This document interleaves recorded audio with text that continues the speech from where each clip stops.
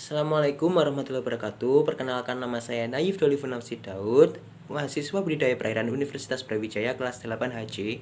Kali ini saya akan memberikan pendapat tentang video kali ini. Sangat lesat untuk kita olah, jadi semacam nutrisi baru. Kalau kita tidak memutuskan dari awal bahwa ada dalil yang mesti diucapkan, misalnya Pancasila final. Saya paling gak suka mendengar orang bilang Pancasila final. Kenapa pun dia nggak bisa kasih dalil, dia cuma bilang itu adalah kesepakatan nasional. Apalagi kalau ditambah-tambahin bahwa Pancasila itu asli Indonesia. Itu sikap atavistik, sikap atavistik, memuja-muja keaslian. Berkali-kali saya terangkan bahwa Pancasila itu nggak ada satupun sila dalam Pancasila yang asli Indonesia. Anda sebut satu sila. Tuhannya yang Maha Esa. Isi sosiologisnya adalah punya Barat.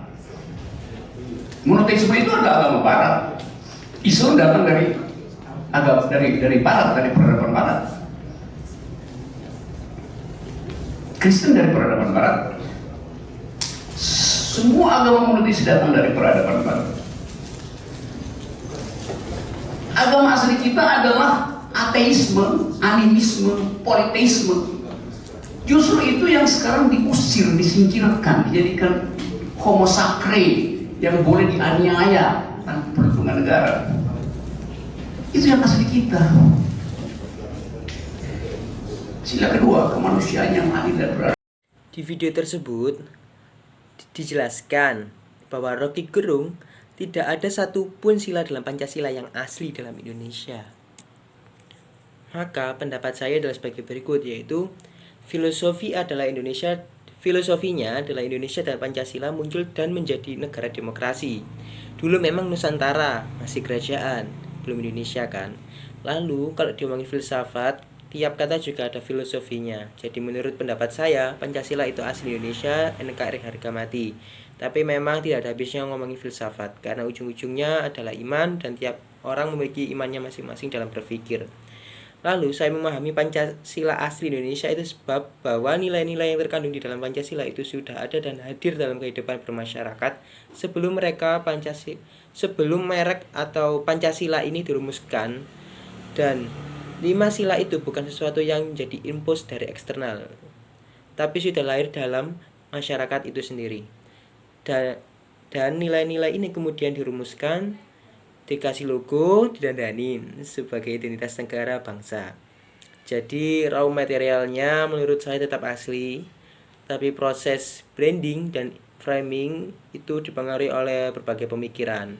Dan itu juga adalah maksudnya atau ada appeal dari masyarakat umum maupun yang dalam lingkaran kekuasaan pada masa itu. Nah, mantra pamungkasnya adalah Bhinneka Tunggal Ika yang menjadi alat perekat dan penyatu pemikiran-pemikiran tersebut. Lalu saya sepakat batu uji yang digunakan Profesor Rocky adalah kata asli, yang ditafsirkan sebagai sesuatu yang telah hidup sejak awal bangsa ini berdiri, sebelum mengenal konsep-konsep keagamaan dan yang lain. Jadi, bila Pancasila disebut bukan asli Indonesia, secara historis iya. Tidak usah terlalu mendewakan Pancasila, kenyataannya Pancasila memang seperti itu. Tapi yang harus dipahami adalah Pancasila adalah konsensus yang harus kita amalkan dalam kehidupan berbangsa dan bernegara. Sama seperti apa yang kita yakini selama ini. Analoginya seperti ini, nenek moyang kita itu adalah animisme dan dinamisme. Kalau tidak ada pengaruh dari luar, kita bisa saja menjadi animisme dan dinamisme, seperti nenek moyang kita. Lalu apakah kita lantas mempersoalkan hal itu? Tidak sama sekali kan? Karena sama seperti Pancasila ini, kalau ada akademisi yang secara rasional mengatakan Pancasila itu bukan asli, maksudnya bukan asli Indonesia, secara historis dan sumbernya memang harus diakui, tapi itu tidak melunturkan keyakinan kita kalau Pancasila adalah ideologi dan dasar negara. Sekian, itulah pendapat saya terhadap video Rocky Gerung bahwa tidak ada sila yang benar atau asli dalam Pancasila di Indonesia. Ateisme hanya dapat dicegah melalui penataran Pancasila.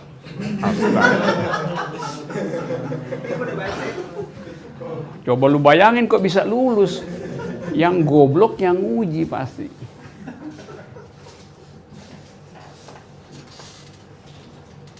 Kalau kita uji misalnya jalan pikiran itu sebagai tesis itu.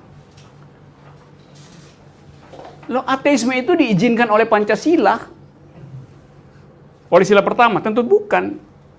Oleh sila kedua diizinkan, namanya kemanusiaan adil beradab. Humanisme itu artinya berhenti mengkonsumsi teologi. Itu yang namanya filsafat humanisme. Artinya manusia bisa mengatur dirinya sendiri untuk menghasilkan keadilan tanpa perlu pergi ke surga. Itu inti dari humanisme kan. Sila keberapa lagi? Sila ketiga, sila keempat, demokrasi itu membolehkan orang tidak beragama. Lalu selanjutnya saya akan berpendapat masalah video Rocky Gerung yang belakangan ini menjadi kontroversial dan sempat menjadi gaduh, yang berjudul Ateisme Diizinkan oleh Pancasila.